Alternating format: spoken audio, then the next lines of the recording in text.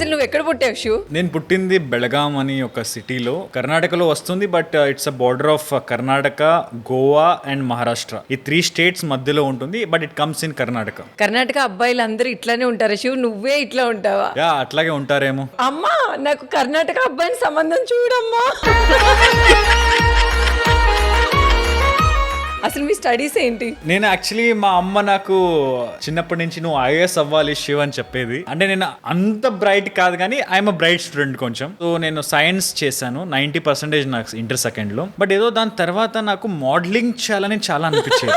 మా అమ్మ నాన్నకు చెప్పాను, అమ్మ నాన్న నేను మోడల్ అవుదామని. అరే మేము గవర్నమెంట్ లో పని చేస్తాంరా, ఆ బ్యాక్గ్రౌండ్ ఏం తెలియదు మాకు, డబ్బులు ఎట్లా వస్తాయి, నువ్వు ఏం చేస్తావు అన్నీ మాకు ఏం తెలియదు, ఎందుకు రాలాంటివి. మా ఫ్యామిలీలోనే, అంటే నేను చెప్పా కదా, we come from very low background. So engineering ఎవరు చేయలేదు. సో నువ్వు ఇంజనీర్ అవ్వు అని మా ఊర్లోనే ఒక కాలేజ్ చేర్పించారు మా అమ్మ. యాక్చువల్లీ అక్కడ జరిగింది ఇంకొక పెద్ద ట్రాజెడీ ఏంటంటే, రేపు కాలేజ్ స్టార్ట్ అవుతుంది, మా అమ్మ నాకు ఒక బైక్ కొనిపించారు. సో ఆ బైక్ నుంచి పడిపోయి నా కాలు ఇరిగింది అన్నమాట. సో రేపటి నుంచి కాలేజ్, ఈరోజు కాలు ఇరిగింది. సో ఫస్ట్ స్టార్టింగ్ 1 month నేను కాలేజ్ కి వెళ్ళలేకపోయాను. అక్కడే నాకు ఒక బ్యాడ్ స్టార్ట్ అయిపోయింది. సెట్ అవ్వట్లేదు.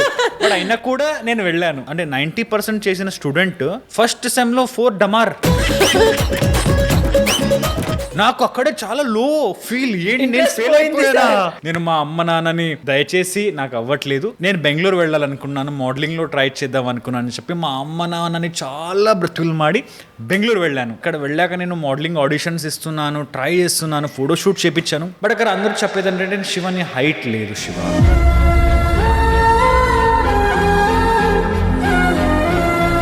మీ హైట్ ఎంత ఇప్పుడు? 5'9". 5'9" కి హైట్ లేదా? మోడలింగ్ కి హైట్ మినిమం 5'11", 6 మినిమం ఉండాలి. సో మోడలింగ్ లో నీకు చాలా తక్కువ ఛాన్స్ ఉంది అని చాలా మంది చెప్పారు.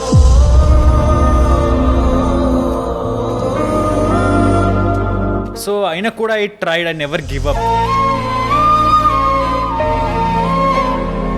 బట్ ఒక రోజు నా జిమ్ ట్రైనర్, యాక్చువల్లీ అతను ఒక చెప్పిన మాట వల్ల నా లైఫ్ చేంజ్ అయిందని నేను ఇప్పుడు కూడా అనుకుంటాను. హీ టోల్డ్, శివ్ నీవు కెమెరాలో చాలా బాగా కనిపిస్తావు, why don't you try acting అన్నాడు. ఫస్ట్ ఆఫ్ ఆల్ ఇక్కడ నాకు ప్రాబ్లం ఏంటంటే మేడం, ఇక్కడ మన రాజమండ్రి తెలుగు ఎలా ఉంటుంది, ఇక్కడ మన హైదరాబాద్ తెలుగు స్లాంగ్ డిఫరెంట్ కదా, చాలా డిఫరెంట్. సో సేమ్ నాది కూడా కర్ణాటకలో కొంచెం రాజమండ్రి స్లాంగ్ అన్నమాట. కర్ణాటకలో కొంచెం రఫ్.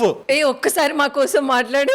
చాలా రఫ్, మీకు అర్థం కాదు. లేదు శివ, ఒక్కసారి నీ నోట్ అంటే మేము అలాంటి వినాలనుకుంటున్నాం. ఇప్పుడు బెంగళూరు కన్నడ ఎలా ఉంటుందంటే, ಹೇಗಿದ್ದೀರಾ, ಚೆನ್ನಾಗಿದ್ದೀರಾ, ಊಟ ಮಾಡಿದಿರಾ, సో ఇది చాలా నీట్ స్వీట్ లాంగ్. ಹೆಂಗದಿಲ್ಲೇ, ఏం ಮಾಡತಿల్లే, ಊಟ ಮಾಡది ఏనో, అంటే ప్రతి ఒక్క మాస్ లాగా ఉంటుంది. ప్రతి ఒక్క సెంటెన్స్ కి ఒక ఏంటి తినవా, ఏంట్రా విషయం, ఇట్లా ఉంటది. ఇంకొకటి అంటే మనకి ఒక అలవాటు, ప్రతి ఒక్క సెంటెన్స్ లో ఒక బ్యాడ్ వర్డ్ ఉండాలి. అది ఒకటి మన చిన్నప్పటి నుంచి అలవాటు.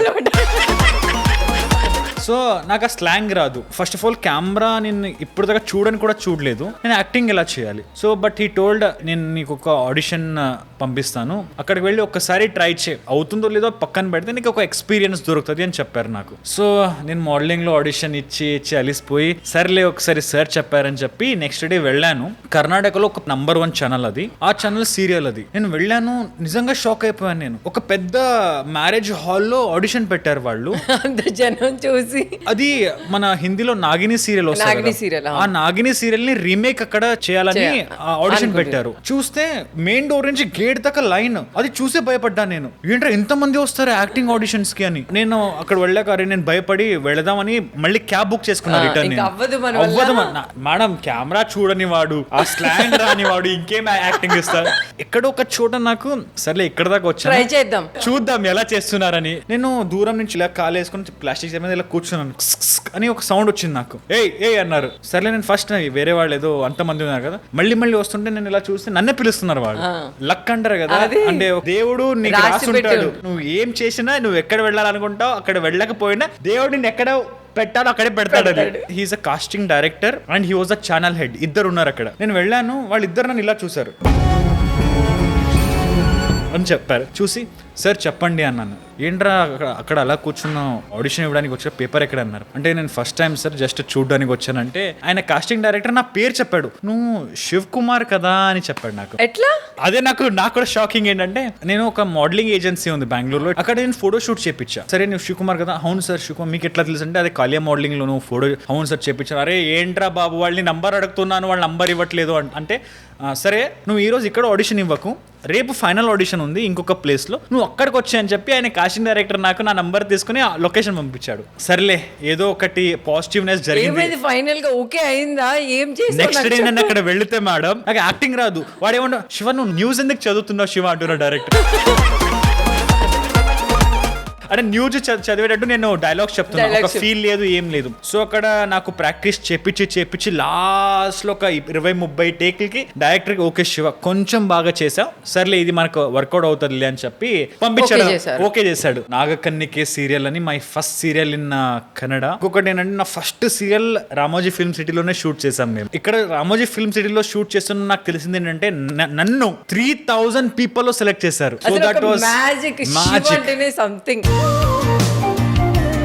మీరు ప్రియాంక గారు చేసే ఆ కాన్సెప్ట్ రీల్స్ అద్దరిపోతాయి. అసలు ఆ కాన్సెప్ట్లు మీకు ఎలా వస్తాయి చేయాలని? యాక్చువల్లీ కొన్ని ట్రెండింగ్స్ ఉంటాయి కదా, అవి కొన్ని చూసి మేము చేస్తాము. కొన్ని కాన్సెప్ట్ బేస్డ్ ఉంటాయి, లైక్ మేము శివరాత్రి వస్తే ఆ దేవుడికి దుర్గా మాత రీల్స్ అవన్నీ నేనే I feel I also write. Oh మీరు రాసి చేస్తారా?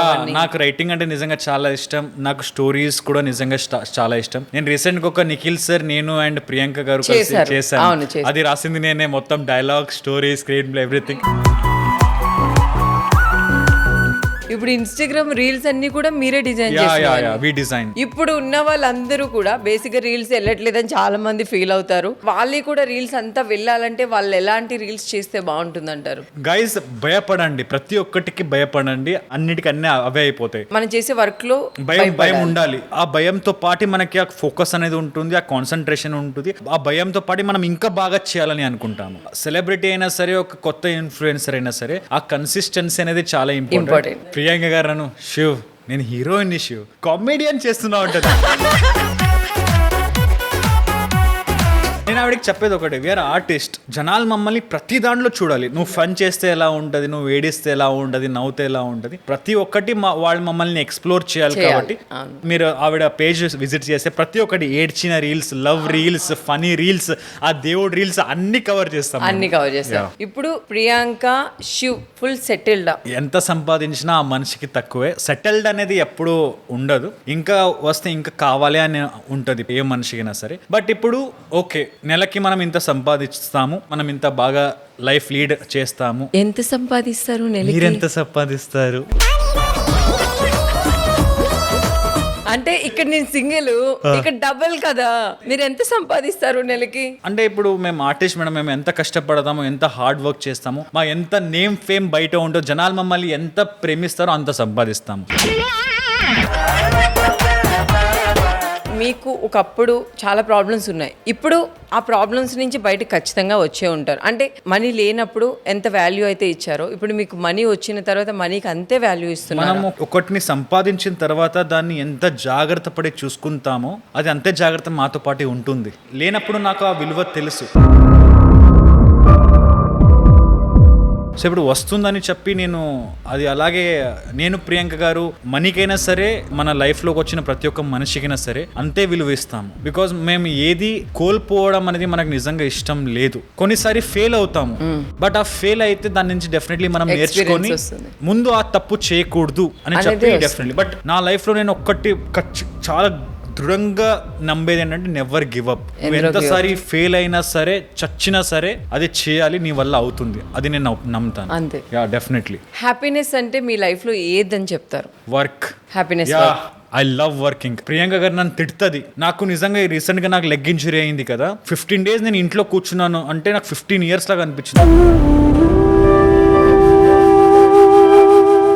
నాకు ఎప్పుడు వర్క్ చేయాలి, ఏదో ఒకటి చేస్తూ ఉండాలి. నాకు వేరే వాళ్ళు నాకు వర్క్ ఇస్తారో లేక నాకు సంబంధమే లేదు, వస్తే నేను చేస్తాను. I like to create opportunities for my self. So reels కానీ, వ్లాగ్స్ కానీ, సిరీస్ కానీ, అందుకే నేను ప్రతి ఒక్కటి నేను చేస్తాను. I love writing, I do everything.